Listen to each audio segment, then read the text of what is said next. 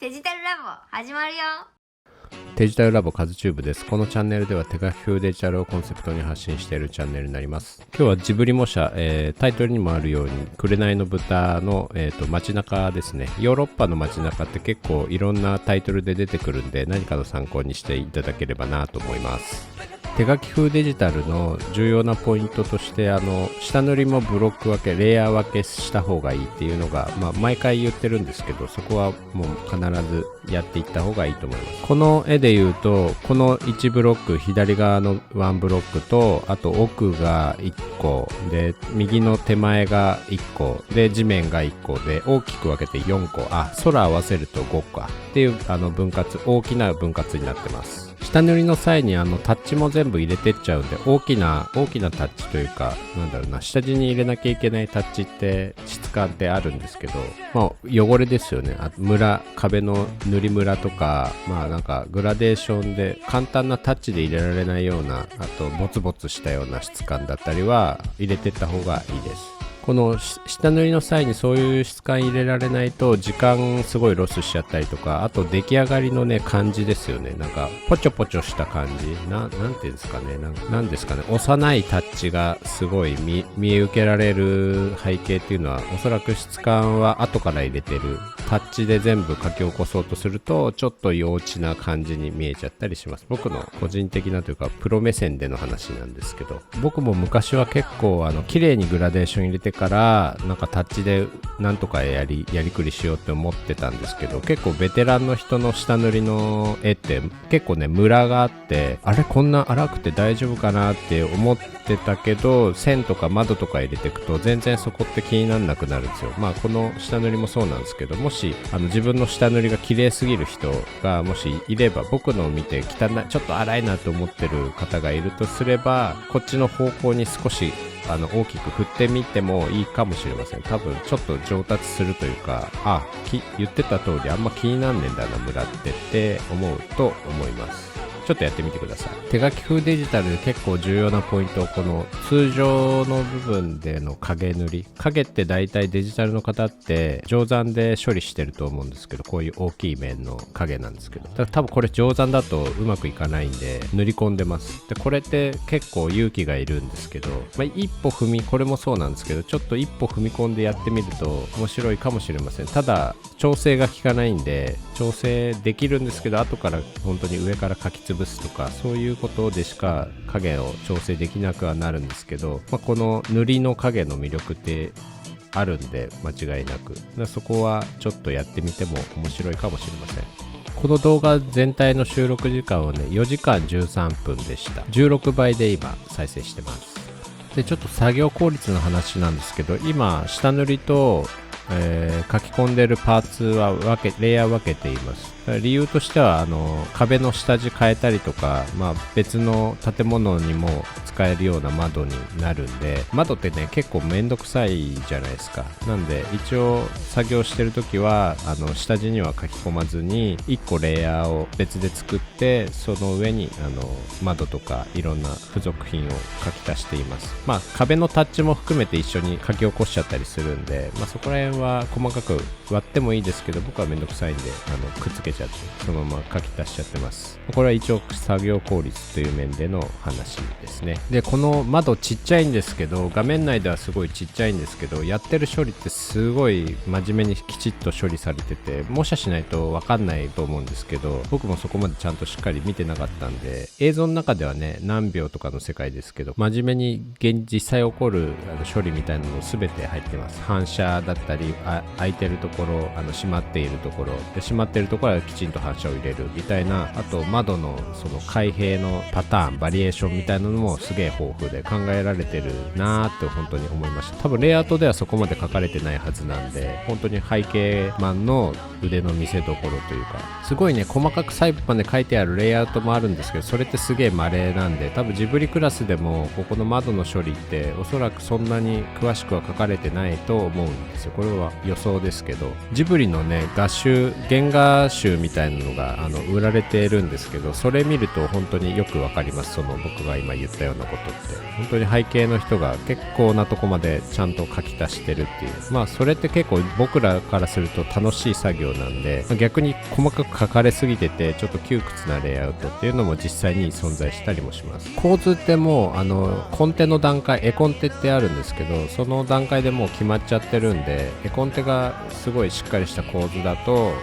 絵も崩れにくいというか、逆にコンテが崩れてると、全体的に崩れやすいっていうのが僕の今までの経験ですね。早尾さんが描いてるね絵コンテなんで、ほとんど構図、ダイナミックな構図、バッチリな構図しかないんで、描いてる方としては楽しいですよね。やってればいい絵になるっていうのは保証されているんで、それはすごい羨ましいですよ。あと歪みにも結構ね寛容だったりするんで、そこはもうすごい感覚の世界なんですけど、逆にやりにくいっていう方はいるかもしれませんけど、気持ちいい歪みがそこには必ずあるんでいいなって思って見てます。なんか惹かれますよね。これも実際ちょっと右に偏ってるんですけど、建物の垂直軸でもいいっすよね。この窓デジタルだとコピペですよね。コピペして圧縮して奥に置くっていうのが多分基本だと思うんですけど、ジブリのはもうバリエーションがすごいいっぱいあるんで、コピペではちょっと対応できなかったんで全部書きました。すっごい細かいんですよ本当に。今書いてるとこもそうなんですけど、一個一個窓にも芝居させてるみたいな感じですよね。ここもすごいです。全部反射もちゃんと計算して入ってます。やっぱすごいですね。質量じゃなくてその絵の奥行きを表現するみたいな処理は本当に書かないと再現できないと思うんで、すごく勉強になるし、コピペでは絶対に穴埋めできないものがそこにはありますね。だから多分見てていいんでしょうね。ジブリの絵って本当に絵なんで、作業じゃなくてちゃんとしっかり書き手の思いが一個一個入ってるから惹かれるものがあるのかなと思いますね。スマートな窓のレイヤー構成についての話なんですけど、僕も昔結構いろいろ分けてたんですよね、レイヤー。例えば窓の中、室内は1レイヤー、外枠2つ目で反射で3つ目みたいな感じで細かく分けてたんですけど、あと影もさらにその上にの定山で乗せたりとかしてたんですけど、今思うとね、そのサイズ感にもよるんですけど、寄った本当に1枚窓がバーンって見えるみたいなカットだったら、細かくそこら辺割ってもいいんですけど、こういう遠くの建物の窓とかは本当にシンプルなレイヤー構成、これで言うと本当に1枚なんですけど、全部影も込み込みで描いちゃうみたいなのが多分一番いいと思います。自信なくてね分けちゃう気持ちはわかるんですけど、でもあんまりよろしくないかなと。描いちゃいなよみたいな、勢いでやってもらえると美術の人も処理しやすいかなと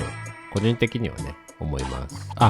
前回というか過去の動画で窓の圧縮、こういう一点通しの街中でよくあるデジタルのミスみたいなのが横行してるんで、そこの注意点みたいなのをまとめた動画があるんですけど、概要欄に貼っとくようにしますけど、すごいいい情報だと個人的には思ってるんで、結構できてない人たくさんいるんで、てかほぼほぼできてないと思います。マジで本当に分かってる人は分かってやってるんですけど、ジブリの人とかももちろんやってる人いない皆無なんですけど、デジタルでやるとどうしてもそのミスみたいなのが起こるんで、そこら辺の注意点みたいなのをまとめた動画があるんで概要欄に貼っとくんで見てみてください。すごい絵は描いてないですけど、説明としてはものすごい価値のある情報だと思ってるんで見てみてください。の窓の処理もやっぱり例に漏れずすごい綺麗な、間違いのない処理が入っているかな。反射に関しては少しここら辺は嘘ついてる感じはしますけど、この鉄柵とかね、すっごい今僕結構書き飛ばしちゃってるんですけど、ジブリの本背景は本当にしっかりちゃんとそこら辺もやっています。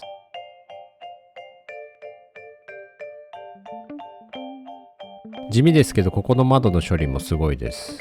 すべてガラスが入って反射してっていうのをすごい真面目に実直にやってるなっていうの、模写しないと分かんないレベルなんですけど、うわすげえなっていうのは感じました。めちゃめちゃ誠実だなって、本当に感動しました。すげえって。これ30年ぐらい前の背景ですもんね。本当にすごいなと思います。テレビアニメで言うと、30分のアニメでだいたい背景が必要な枚数って、300カットぐらい。300カットの中でいろいろ全セルだったりとか 3D オンリーとか、業界用語になっちゃうんですけど、実作業としては250カットぐらいが必要になってくるんですけど、それをどのタイトルもみんなヒーヒー言いながら納品しているんです。バトルものとかだとね、結構もっとさらにカット数いっちゃったりするんですけど、ただ内容的にはだんだんバトルものになればなるほど兼用が効くカットが出てくるんで、内容はそこまで重くなくなる傾向にあります。これは一概に言えませんけど、美術監督としてはその上がってきた背景を統括するみたいな、あと指示出したりとかね、いろいろな雑務があるんですけど、結構大変ですけど、僕はやりがいがあってすごく楽しいいい仕事だなと思っていつも楽しんで作業してます。すいません、絵の話に戻ります。この影側の壁の処理、グラデーションの処理なんですけど、これすごいポイントですね。青い色が下地に混ざってるじゃないですか。これ反射なんですよ、空の。あとね、真ん中ら辺に黄色い色も少し混じってるんですけど、それは反対側の、家の壁の反射になってます。これ見落としがちですけど、めちゃくちゃレベルが高い。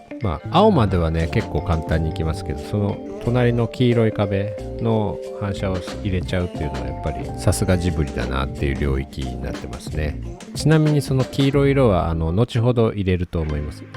今現在では入ってないですね、この壁には。で、反射の話ってすごく奥が深くて、どっかで話したいんですけど、めちゃくちゃ難しいから人を選ぶかなと思ってます。聞きたい人、コメント欄にいただければ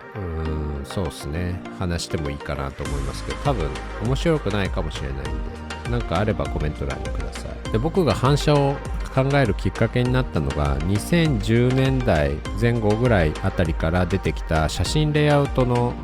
影響がかなり大きくて、写真ではね起こってる現象で絵ではなかなか体現できないものがあって、それが反射だったんですけど、それを計算して入れれるようになれれば、もっとリアリティが上がるんだなと思い始めて、で反射をうまく使えるように、反射が起こる状況だったりとか、あとどういうふうに見えるのかとかいうのを自分で個人で、そうですね、街中歩いて、この時ここが反射してるな、これはなんでここが明るくなってるんだろうみたいなのを、日々の生活で見てって、なるほどこういうことかみたいなのが自分の中でもう整理ついて周りに説明できるようになってきたんで、そこら辺の話かなり難しい。興味ない人には興味ないんですけど、絵のリアリティ、説得力を出したいのであれば、そこら辺の話っていうのはめちゃくちゃ生きてくるかなと。伸び悩んでる人にはものすごい、なんですかね、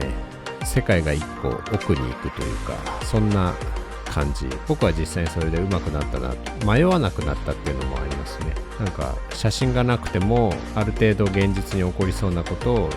絵の中に消化できるみたいなことができたんで、これから少しずつ小出しにして一気に教えても多分分かんないと思うんで、小出しに説明、状況があればお楽しみということで。で、ここら辺ですかね。青と黄色み、黄色みっていうか白っぽく見えなくはない色でちょっと持ち上げてるのは反射です。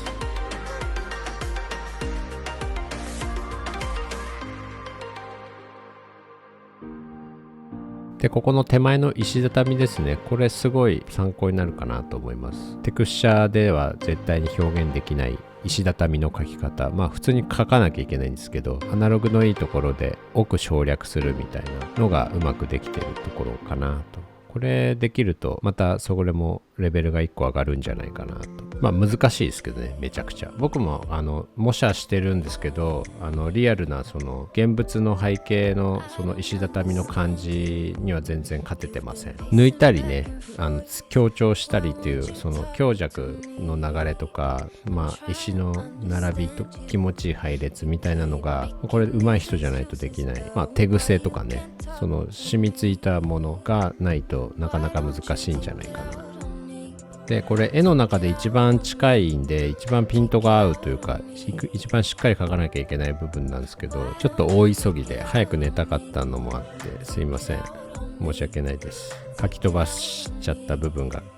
ちょこちょこあります。で、こういう地面のタッチで絶対やっちゃいけないのは、奥に行く時に起き上がったようなタッチは絶対入れちゃダメです。ぶっ壊れちゃうんで、パースが。起きたタッチっていうのは縦に伸びたようなタッチ。これ基本横基調じゃないと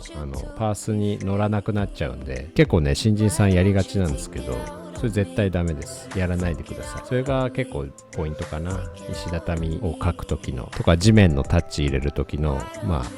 注意点は結構それ大きいですね。過去にその説明した動画もあるんで、それも概要欄に貼っときますんで、上手くなりたい人、謎が知りたい人は見てください。個人的にはすごいためになる動画だと思ってます。もうそろそろ終了ですね。足りない部分を書き足して。で、そろそろ完成ですね。